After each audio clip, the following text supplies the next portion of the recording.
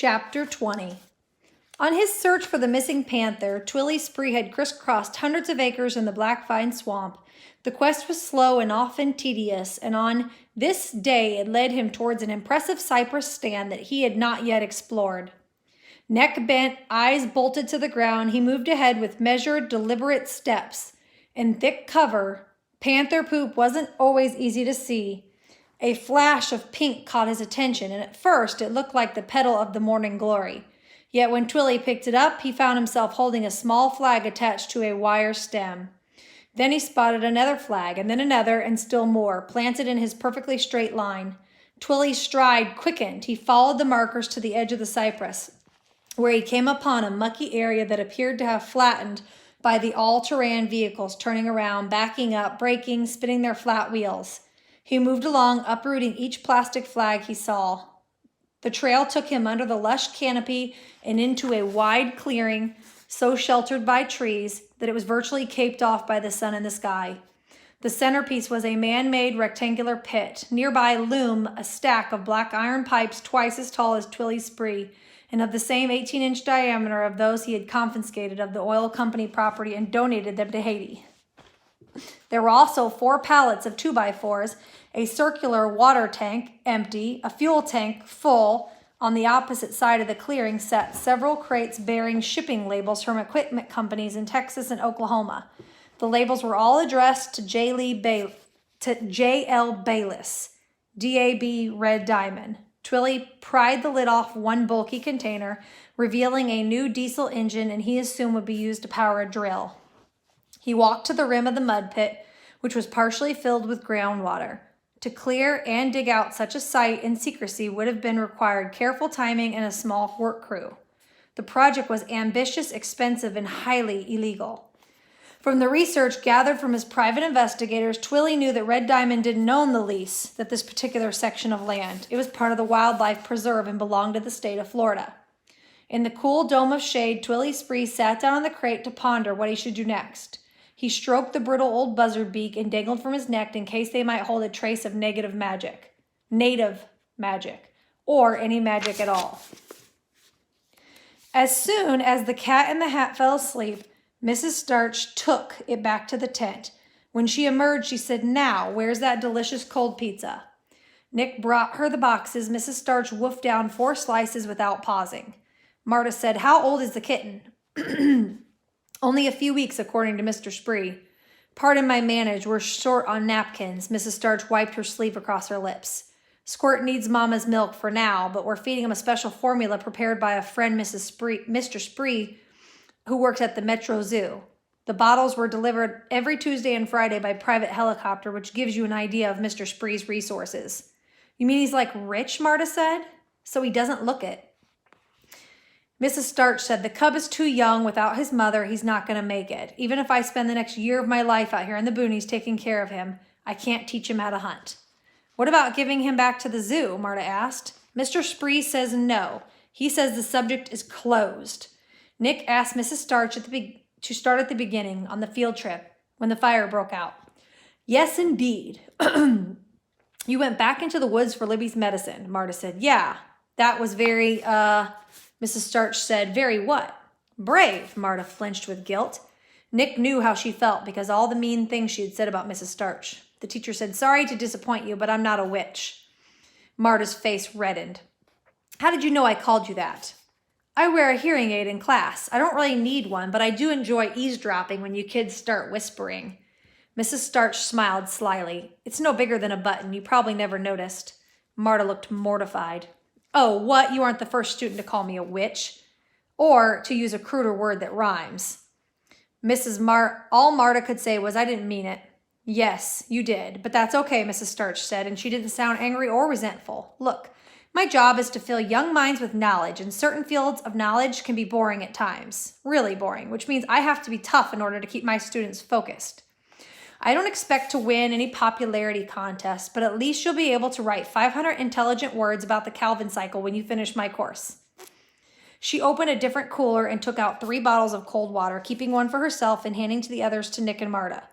Getting back to the fire, she said, "It took me a while to locate the spot where Libby's dropped her asthma inhaler. The smoke was heavy and I started to cough. My lungs were burning and my eyes stung, and before long I had lost my way back to the boardwalk.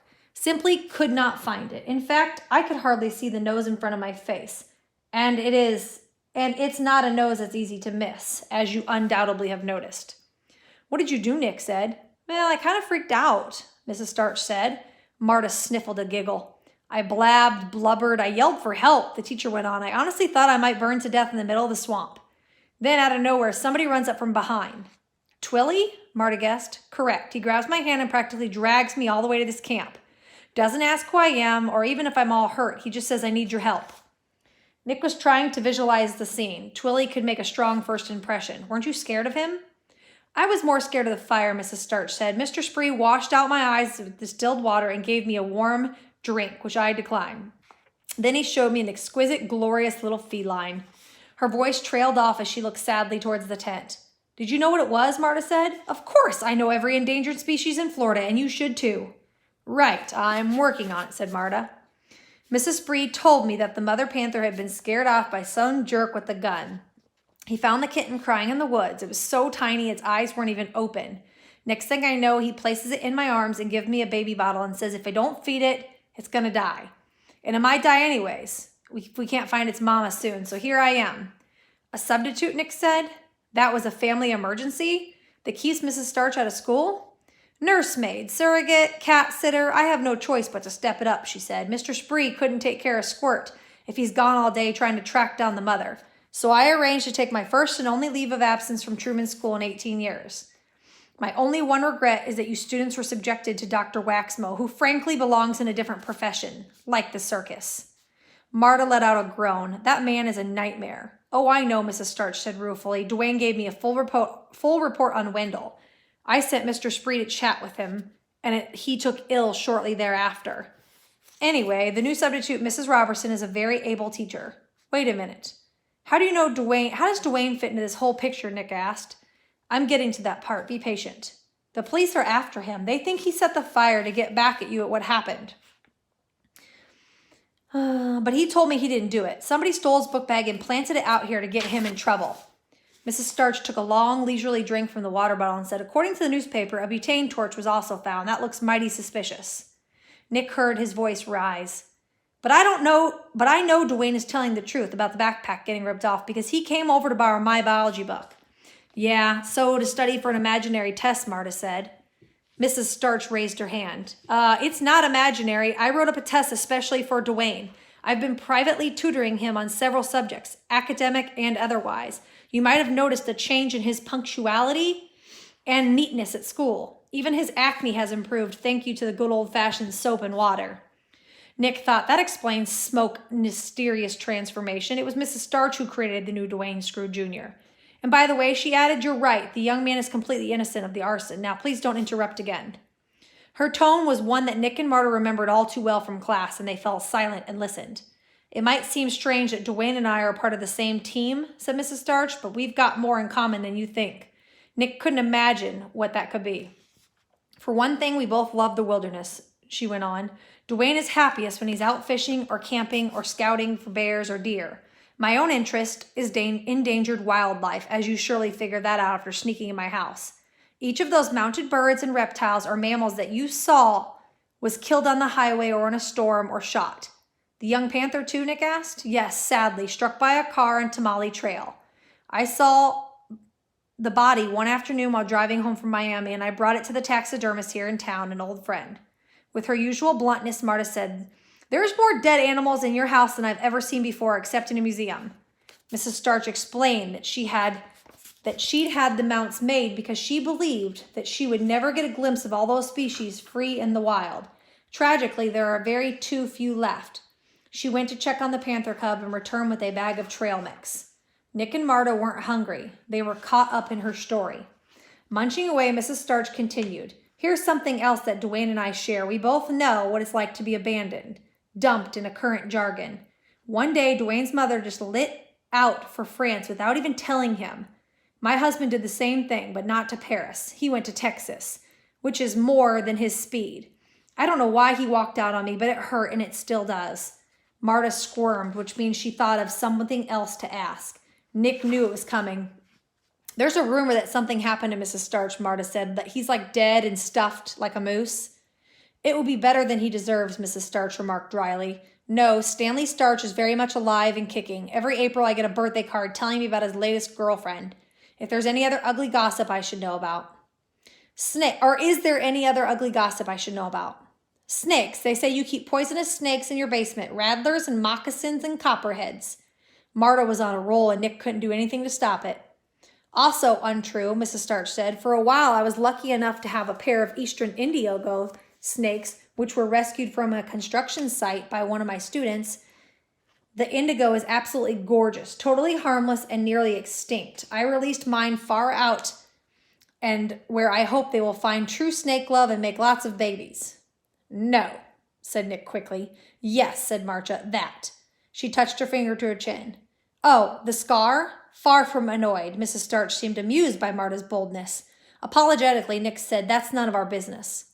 That's right, but I'm going to tell you anyways, Miss Starch said. It happened when I was about your age. An osprey chick fell out of its nest and being young and fearless, I decided to climb all the way up and put the little fella back with his brother and sister. The nest was so high on a utility pole and the wind was howling and somehow I made it to the top. Marta asked, so what happened? Did the bird bite your face or something? Heavens, no. They were timid as could be. Halfway down the pole was my sandal slipped off on the pegs and I dropped about 20 feet. I believe the term is face planted onto a glass soda bottle that was a litter bug had tossed to the side of the road. Mrs. Starch tapped her scar. Some people say it's the shape of an anvil. Some say it's an hourglass. But no, Marta, it's not a mark of the devil. It's not a mark of it's the mark of a Pepsi-Cola company. How many stitches? Foolishly, I refused to go to the hospital. Thus, the unsightly result. Mrs. Starch stretched her arms. She said she was tired and needed a nap. Wait here for Mr. Spree. He'll drive you back to town. And remember, both of you are sworn to secrecy. You haven't gone home since the fire, Nick said. No, I've stayed right here day and night. Mr. Spree has been good enough to run all my errands, beginning with the return of Libby's asthma medicine. He even got my tires rotated on my car. Marta sat upright. Listen. It was the faraway whine of the high-pitched engine gears shifting. Mrs. Starch looked anything but worried. A friendly, she said. He's one of us. It's Dwayne, Nick asked. Correct. Here's what I don't understand. How did you get him to help? That day he bit your pencil in half. He was seriously mad at you about that pimple paper, Nick said.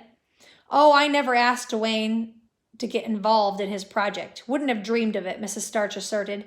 Believe me, that boy was numero uno on my list of troublemakers. It was Mr. Spree who recruited him. They knew each other from a past adventure, Marta said. That figures. Yes, it was a small world. Imagine my shock when Dwayne strolled into camp one morning. Imagine his shock, thought Nick. The motorcycle, much closer and noisier than before, suddenly split to a stop. He'll hide his bike in the woods and hike in from the south, Mrs. Starch explained. Usually takes him about another half hour or so. Nick's head was pounding. He was struggling to absorb everything the teacher had just told him. But how did Twilly meet Dwayne, he said. What kind of adventure are you talking about? That I cannot answer. Speak to Mr. Spree. Mrs. Starch yawned and said, Marta, may I have a word with Nick in private? Marta looked around dubiously. What am I supposed to do out here by myself? Listen to the birds. Nick got down and followed Mrs. Starch into the tent. Crawling wasn't easy with his right arm bound. He hopped like a three-legged dog. He managed to fit himself cross-legged on the ground beside her sleeping bag. Arranged neatly on the square of cardboard were a few basic items: flashlight, toothbrush, mouthwash, hairbrush, a bottle of Aspen, a bar of soap, and some note-sized lavender envelopes. They were also a small manual typewriter. Nick felt uneasy in her personal space. Here, she handed him a straw hat when they held the crook in his arm. The kitten was dozing in the shape of the fuzzy, plump coma. Its padded paws covered the face, muffling a muscular snort. Mrs. Starch dropped her voice. Nick, do you want to be part of this and help your friend, Dwayne, at the same time? Nick couldn't take his eyes off the cat. He was astonished to think he was holding one of the last panthers on the earth. Are you in or out? Mrs. Starch asked.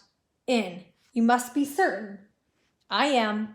Excellent. She took the hat with the kitten and positioned it nearby carefully on the soft flannel flap of the sleeping bag. Nick, I'm going to ask you to do something. Sure. Take off that sling. She caught him off guard with a surprise. How come? Mrs. Starch said. I know why you're wearing it, Dwayne. Dwayne told us what happened to your father, and I admire your devotion. But here's the present situation in the Blackvine Swamp. For what lies ahead, each of us are going to require a strong heart and 2 good arms. We need 100% of you. Nick hesitated. Your dad would understand, she said. He removed his shirt, and she helped him unwrap the ace bandage from the shoulder and armpit.